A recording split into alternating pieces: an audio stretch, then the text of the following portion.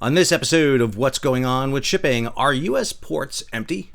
I'm your host, Sal Mercogliano, and welcome to today's episode. So 4 years ago, we started this channel when the Ever Given went sideways in the Suez. But shortly thereafter, after the ship was freed and we were talking about what's going on in the Suez, one of my viewers, and I wish I knew who it was, recommended, hey, there's more ships out there. Why don't you start talking about them? And so we delved into the topic of the global supply chain crisis. You may remember back at a time when there were 109 ships anchored off the port of LA and Long Beach, and we covered kind of the trials and tribulations of that port with some great videos talking about how to get out of the port of LA, the escape from the port of LA, and then when the ships did disappear, where did all the ships go? And we really started delving into the global supply chain crisis. Well, it's back, and it's back in a big way. President Trump's tariffs, along with a whole slew of other issues, the U.S. Trade Representative's proposals on port fees for Chinese-built, Chinese-owned ships, issues with ports around the world, potential tariffs and fees on Chinese cranes and Chinese containers, all of that is creating a new disruption across global shipping. And whenever you have disruption across global shipping, that means higher rates and higher costs. We've seen it with Ever Given in the Suez. We saw it with the global supply chain crisis. We saw it with the Houthi in the Red Sea. We've seen it with the shutdown in the port of Baltimore when the Dolly took out the bridge. And now we're seeing it with these tariffs. I want to break this down because there is a lot of talk out there. And I want to make it so that you can understand, if you are a shipper, if you are moving goods, if you're a consumer, what is going to happen next because of these tariffs. Because you may not be seeing costs right now, but that doesn't mean they're not going to happen. If you're new to the channel, hey, take a moment, subscribe to the channel, and hit the bell so be alerted about new videos as they come out. Let's take a look at some headlines out there. These are coming off of GCAP, and this is a Bloomberg story. For an increasing number of Chinese exporters, many of whom battled through the trade war in President Trump's first term, and who have invested years to capture the spending power of American shoppers, it may be closing time in the U.S. With tariffs on Chinese imports at 145%, factories that make items like coffee machines and yoga pants have halted shipments to the U.S. and have idled their assembly lines to a 3 or 4 day week.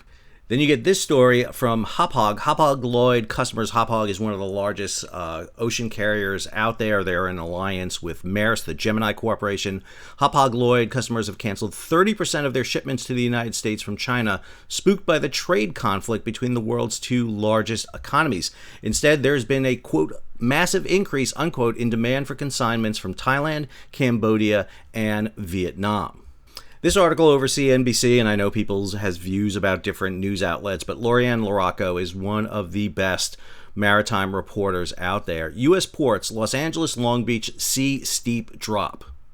These are the three main points that Lorianne has in that story. The number of Chinese freight vessels heading to both ports of Los Angeles and Long Beach, the top destination for Asian freight, has dropped sharply. The trade war between China and the U.S. is leading to a demand plummet, and ocean carriers have started to suspend or adjust trans-Pacific services. According to one logistics expert, quote, we are at a tipping point on the West Coast. So understanding this, about 40% of all the containers imported into the United States, and we're talking in the range of over 20 million containers a year, 40% of them come in from China.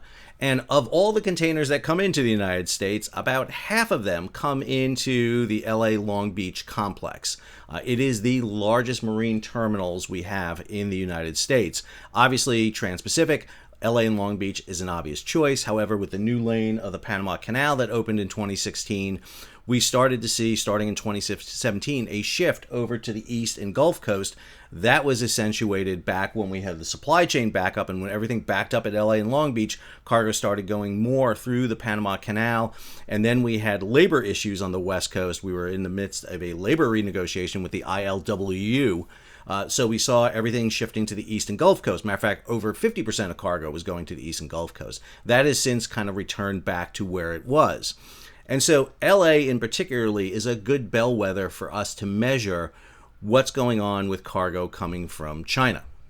So I really want to focus on this story from Mike Schuller. Those of you who don't know, Mike is an excellent marine reporter over at GCaptain, does top-notch work. This story, industry leaders warn of supply chain crisis as Trump tariffs hit U.S.-China trade.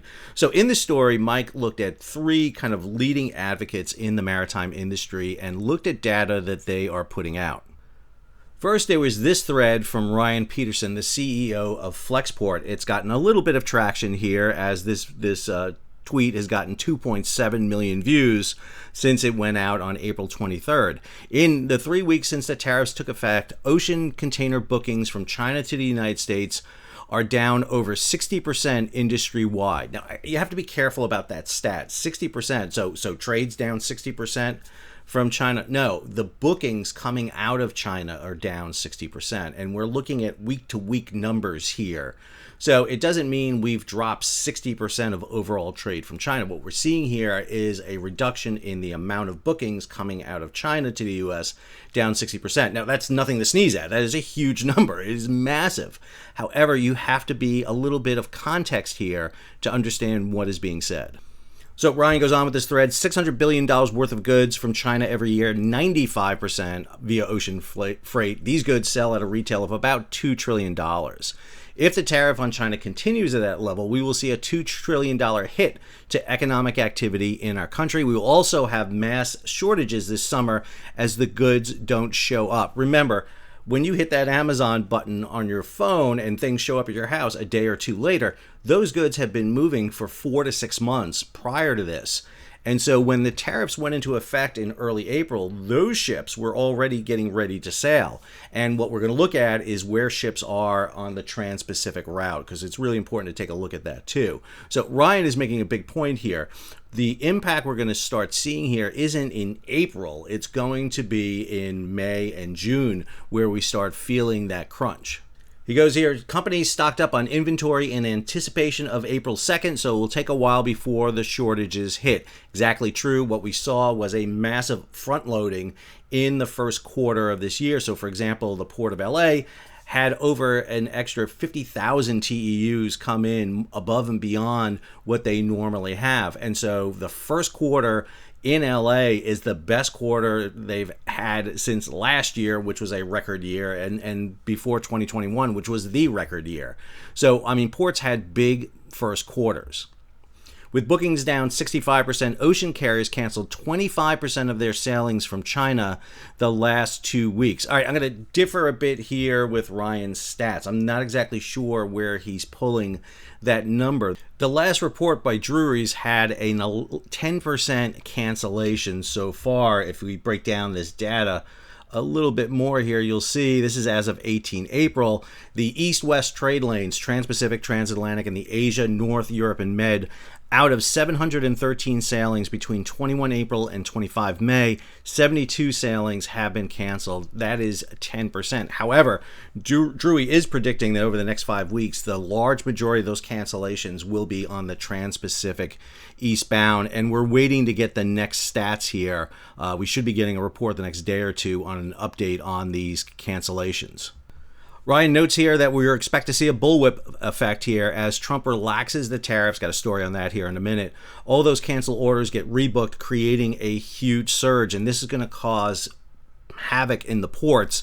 Ports don't like it when you have these pulses happen, these ups and downs, because the facilities in the port, particularly the ability to get the cargo out of the port, the drayage, the short haul trucking, the rail, have set capacities, and when you pulse it like that, it doesn't result very well. He goes on here, the result will be a surge pricing on ocean, perhaps higher than we saw in 2024 with the Red Sea being cut off. Let's remember, what we saw was a massive spike in costs and rates because of the supply chain crisis. It was dropping off a cliff coming out of the end of 2023. Matter of fact, rates were down to pre-COVID levels, and then the Houthi struck.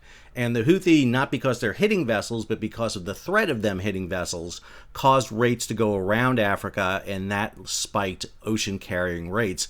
And while we haven't seen a huge spike in inflation because of that, we have seen an increase in costs. Ryan goes on, when this happens, air freight rates also surge. About 1% of ocean freight volume can be converted to air. The problem with air freight is, number one, capacity. Number two is the availability of aviation fuel, which is always at a premium. That creates some problems. It's definitely, as Ryan says here, a strange time in logistics. After we have to plan for the unimaginable. And fortunately, one of the things that you have is companies like Flexport and Project 44 and a few others that I'm aware of that do this kind of management that you should be thinking about if you're trying to haul freight around. So Ryan was one of the three people that Mike Scholler mentioned in his report. The second one was John McCowan over at Blue Alpha Capital. He puts out a monthly report, and his March report just hit. March volumes up 11.2%, but major macro challenges ahead. 11.2% March inbound increase as boxes return to double-digit gains. 2.2% increase in outbound containers as they keep bouncing around. Tariffs and the planned U.S. trade rep ship fees have the sector facing volatility, and I think John is underselling that. I want to come here to John's last statement in his report. It's worth remembering that container shipping is a system with multiple interconnecting segments, and it works most efficiently when it is operating at a consistent rhythm. Anything that disturbs that equilibrium injects inefficiency and unnecessary costs into those systems. Unfortunately, many of the actions that have already occurred have disturbed that equilibrium and injected uncertainty and even chaos into that system. It remains unclear how this will play out along the spectrum of both container volume and inflation. Does a fantastic job in reporting this, and if you're not following John McCowan on LinkedIn, getting his reports, you really should be, because they are great indicators of what's about to happen. The third person in Mike Schuller's piece is Craig Fuller, the CEO over at FreightWaves.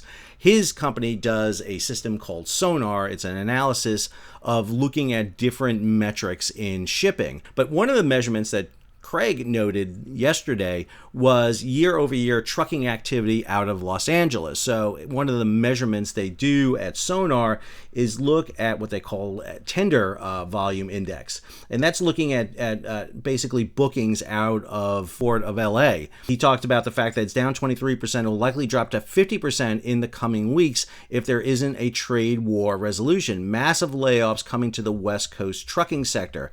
So if you look at these two lines, the green line is last year, 2024. This whiter gray line is 2025. And the beginning quarter here matched up pretty well. And what you tend to see is an increase here in Q2, peaking in Q3, and then after October dropping off, and then nearly dropping off the cliff as a result of the post-Christmas holiday, and then typically the Chinese New Year. But what you're seeing here is levels at basically post-Christmas, post-Chinese New Year right now, and that's an indication that we are going to see less drayage, short-haul trucking needed coming out of LA. Now the question is that going to be a short-term issue or a long-term issue? But it has an impact nevertheless. It is not expected, and that is going to cause problems. So those three, indicators right there, those three personnel there, give you a kind of a good indication there. But I want to give you some measurements and metrics you should be looking at. So first, Trump is floating that the tariff deal may change here. And so we're getting mixed signals like we always do out of the administration right now. Trump is saying one thing, his Secretary of Commerce is saying another thing. We're just not sure what is going to happen. But what we have seen is that Trump likes to fire an opening salvo to get some results and then make changes. And I think that's where we're at right now. Unfortunately, this opening salvo is having huge costs across the economic spectrum. So this is the daily signal output from the Port of Los Angeles. It is posted daily. You can get it in your email or you can just download it.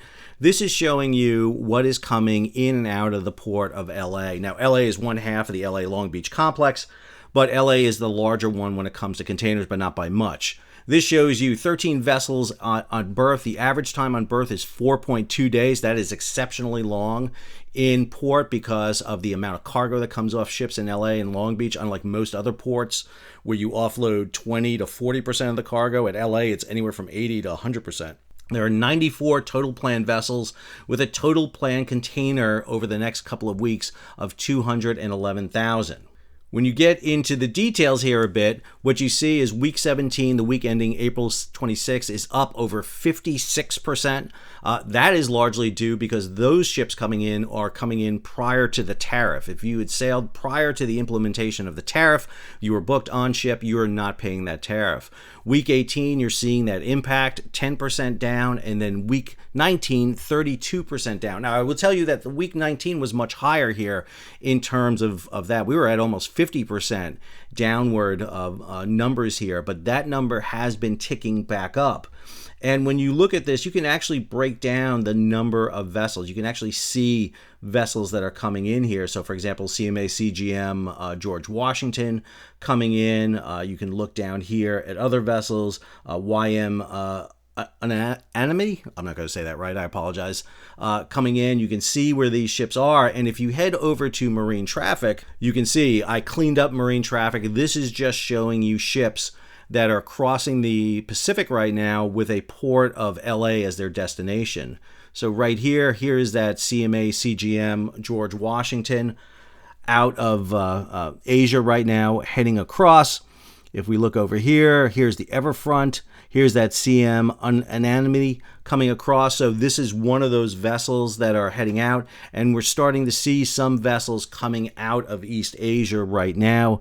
Zim Albatross coming out, Matson Magnolia, the Porto, and then the CMA CGM White Shark. We will not see all the vessels yet out of East Asia because they're making shuttle runs. It is not until they leave their final port and declare LA as their destination do they show up here. They take that big arching Great Circle route across the Pacific here and are heading into LA. So I did a video not too long ago where I talked about our ships turning around. They're not turning around. What we're seeing is what's called blank sailings, where the vessels, the scheduled sailings, are being canceled. As I mentioned before, about 10%. Port of LA shows you their services that come across by alliances, so you can track this. So, for example, the Ocean Alliance, which is CMA CGM, the French line, COSCO, the Chinese line, and Evergreen, the Taiwanese line, have 4 regular loops that provide service. The Premier Alliance, that's Yangmin, it's HMM, it's ONE. They have a series of services that are provided. Gemini, which is Maersk and Hapag, have 4 different routes that come in, and then there's a variety of different independent routes that come in. And what we're seeing is some of those are being canceled. So some of the sales, they're not ending the service, they're just not having a vessel arrive in a given time period. So they're blanking that sail and they're shifting that cargo either onto other vessels, consolidating them, or just ending that service for that temporary period, and they're resuming it with the next run. And what we're seeing is those cancellations are having the impact. So one of the things I strongly recommend is head over to the Port of LA website. They have excellent information. Like I said, you can get that signal sent to you every day. This is their cargo operation dashboard. It is full of information. I'll have the link here in the show. You can get the daily operation report, what's going on daily in the port. It provides you a nice little graphic here that shows you all the details, what's expected, how many ships are at berth in the port, how many are basically waiting off the port, how many are en route. So for example, as of Wednesday, there's 45 ships, 27 going into LA, 18 into Long Beach, with approximately 400,000 TEUs of cargo coming in, how long cargo is dwelling, just a lot of good information. One measurement we used a lot here on the channel was the import container dwell report. This is tracking containers on the yards in the terminals of the Port of LA. You can see the massive spike that happened here during the supply chain crisis. Got back down to normal, but then you saw these spikes here happen last year, and then this massive spike that just happened here in March. That was a big influx of containers coming in as part of the onrush prior to the front loading that took place just before the initiation of the tariffs coming in. A lot of this earlier one had to do with the shifting of cargo over to the West Coast because of the port strike in the East and Gulf Coast with the ILA. Show you some numbers here. This is the Port of LA's last monthly container count. So this includes the month of March. And what you'll see here in 2025, the loaded imports was 385.5 thousand containers in. That's over the previous year, 379.5 thousand. So it's a 1.58% increase.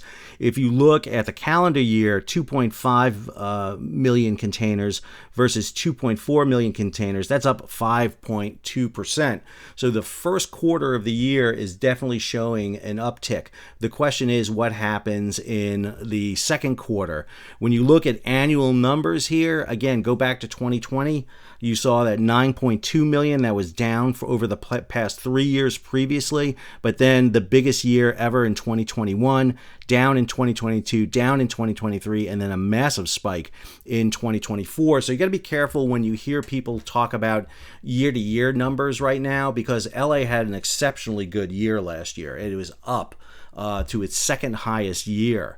So again, I'm not minimizing the damage being done here, but we have to be careful about quantifying the damage.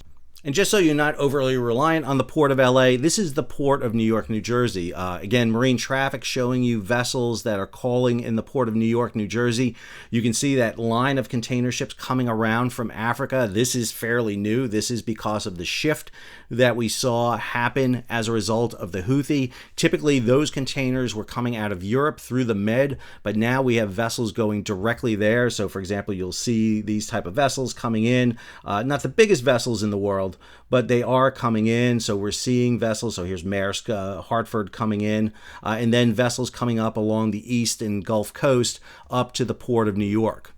When we look at New York's numbers here, very similar to what we see on the West Coast. Here's the February numbers. You'll see the number of containers is up in terms of loaded containers. We're up over 9% in February 2025 to 2024. So you are seeing that front loading in the first quarter. So again, got to be careful about a lot of the data out there. There are some great analysis out there, but you got to put it into context. There was a lot of charts going out talking about, wow, 60% bookings down. That was from week to week. That was from the week prior to the tariff to the week the tariff was initiated. And a lot of people shipping cargo said, we're going to hold off. We're going to wait and see a week or two to see what happens. What we have to see is what this new round of tariff negotiations results in and how well people have stocked their warehouses. There are plenty of manufacturers and distributors out there who had not have the ability to stock up. They just don't have that ability. They're operating on just-in-time logistics. And any disruption, as we're seeing right now, is going to cost them money. If they have got to add 145% tariff to the cost of their goods, that's going to drive out a lot of businesses. And we can expect to see some closures and some bankruptcies and some massive disruptions if this continues in the long term. Right now, you're probably not seeing anything on the shelves yet, but that's going to come as we see these disruptions take place. If there's not enough stockpiling in warehouses, now a lot of things have changed with warehousing and the ability to store goods. A lot of changes happened since 2021, 2022. Warehouse management has gotten smarter. People are storing things not just on the West Coast, but throughout the United States. So it's really going to be interesting to see how this all plays out. But in the short term, especially in the ports of LA, Long Beach, if we're not seeing that same level of business in the second quarter that we typically see in the first quarter, that's going to impact drayage, it's going to impact rail, it's going to impact everything. I hope you enjoyed today's episode. If you did, hey, take a moment, subscribe to the channel, and hit the bell so be alerted about new videos as they come out. Leave a comment, share it across social media, and if you can, support the page. How do you do that? You can hit the super thanks button down below or head on over to Patreon and become a monthly or yearly provider. Until our next episode, this is Sal, signing off.